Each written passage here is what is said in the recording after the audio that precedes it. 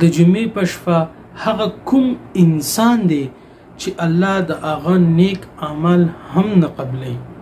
نو راځئ موږ یې اورو، تاسې یې واورئ. ډېر قیمتي بیان دی. راځئ. د آدم د بچو اعمال هر جمعرات له برخیږي د جمعې په شپه د اعمال برخیږي. بیا دې کې چې کوم الله اعمال قبلوي هغه ته قبول کړي. نو د هر چا نیک عمل قبول شي فلا يقبل عمل قاطع رحم سوى د هغه چا نه چې رشتې ماته کړي الله دغه عمل نه قبلوي. عمل د ده زوړند پاتې شي. سوچ وکړه چې د څومره خلکو اعمال به زوړند پاتې شوي او هغه دې امید کې دی چې ما منځونه کړي دي او ما روجې او ما زکاتونه او ما صدقې او ما ډېر څه کړي دي. صبر هسې نه چې زوړني ګورې نو زوړندېږي څنګه؟ د هغې یوه وجه دا ده چې رشته دې نه یې پاللي، رشتې دې ماتې کړي، اعمال دې بره نه قبلېږي. دا امام احمد دا حدیث راوړی.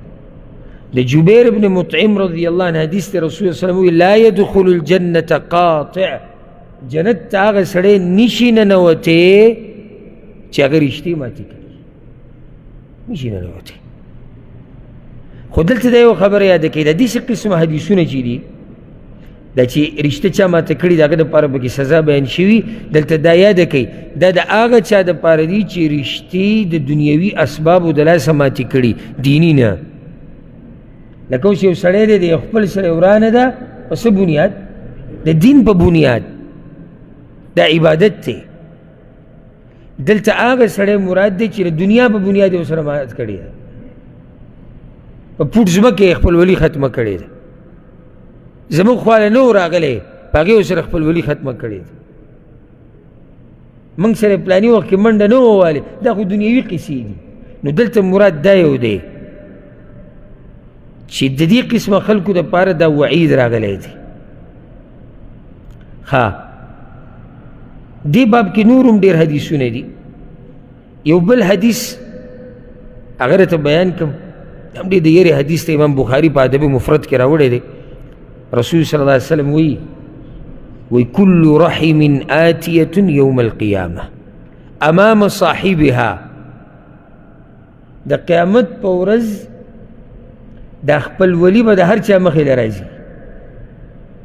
قیامت په ورځ به ستا مخې له راځي. تشهد له بصلة ان کان وصلها، دا خپل ولی به په خپل الله ته وایي چې یا الله د خپل ولی پاللی ده ویې بخه. وعليه بقطيعة ان كان قطعها، او که چېرته د رشتې نه یې پاللي نو دا خپل ولی پې په خپله ګوایي کوي د الله په مخ کې چې دی نه دي پاللي. بل حدیث والا امام احمد راوړی، ډېر خوندور حدیث دی. عائشة رضی الله عنها نه روایت ته مرفوع روایت ته رسول الله صلی الله علیه وسلم وی صلة الرحم وحسن الجوار وحسن الخلق، خپل ولی ساتل، ښه ګاونډیتوب، ښه اخلاق، یعمران الدیار ویزیدان فی الاعمار، د دې د لاسه کورونه ابادیږي او د دې د لاسه عمرونه اوږدېږي.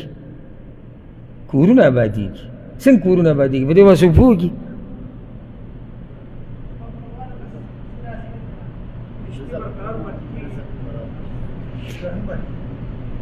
کورونه آباد هله پاتې کېږي چې دوی د یو بل سره رابطېږي. او چې کور آباد وساتلی شو، کورنۍ بیا بل او بیا داسې پسې نو معاشره ټوله آباده ده. آباده معاشره دې ته وایي چې دوی د یو بل سره ربطي، نو کور آباد دی. او دې سره عمر هم اوږدېږي، د هغې مخکې خبره وشو. یو بل حدیث کې دا راځي، ګوره دې ته غوږ کېده. امام بیهقي راوړی دی، رسول الله صلی الله علیه وسلم وی لیس شیء اطیع الله تعالی فیه اعجل ثوابا من صلة الرحم وليس شيء اعجل عقابا من البغي وقطيعة الرحم. دا الله چې عبادتونه ته کې وی په دې ټولو عباداتو کې چې په دنیا کې ډېر زری ثواب ملاویږي، یعنی آخرت کې خو شتي، دنیا کې الله ډېره زر د هغې هغه بدله ورکوي هغه د خپلوانو سره خپلولي پالل دي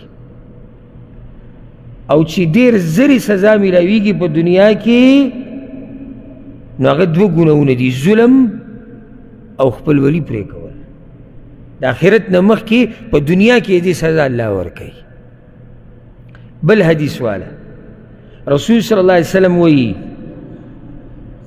دا ترغیب و ترهیب کې دا روایت راغلی دی او صحیح روایت دی من سره ان يمد له في عمره ويوسع له في رزقه څوک چې دا غواړي چې عمر یې اوږد شي او رزق یې پراخه شي دا خو مخکې ذکر شو د حدیث کې ورسره درېیمه خبره ده ويدفع عنه میتة السوء او دې د بدې خاتمې نه ځان بچ کول غواړي فلیتق الله وليصل رحمه د الله نه دې ویریږي او خپلولي دې پالي یعنی کله چې د خپلوانو سره خپلولي ساتي الله به دې د بدې خاتمې نه بچ ساتي یو حدیث کې دېس راځي امام حاکم راوړی دی ناشنا روایت دی عقبه بن عامر ووایي زه یو ځای کې د رسول صلی الله علیه وسلم سره میلاو شوم نو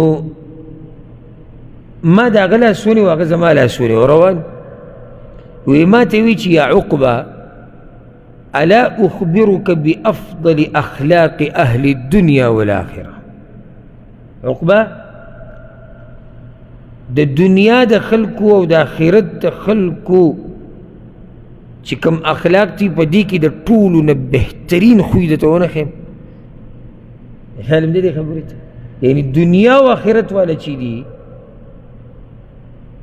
دنیا کې چې کوم ښه خلک دي او آخرت کې چې کوم ښه خلک دي د دوی چې څومره ښه خویونه دي په هغه ټولو خویونو کې درته ښه خوی ونښیم هغه یا رسول الله ولې نه وی تصل من قطعک چې څوک د سره رشته پرې کوي ته ورسره جوړی او هغه چاله ورکوي چې څوک یې دله نه درکوي یعنی چې څوک د باندې مال نه لګوي خرچه نه کوي پیسې دله نه درکوي دنیوي څه منډه د سره نه وي او ته ورسره وی وتعفو عمن ظلمک او بخنه وکړي هغه چا ته چې تا سره ظلم کړی او دا درې کارونه ډېر ګران دي تاسو خو واورېدو خوشحاله هم شوئ چې ښه یعنې دا د دنیا او د آخرت والو په ښو اخلاقو کې ښه خوی دی خو دا ډېر ګران کارونه دي دا درې کم کم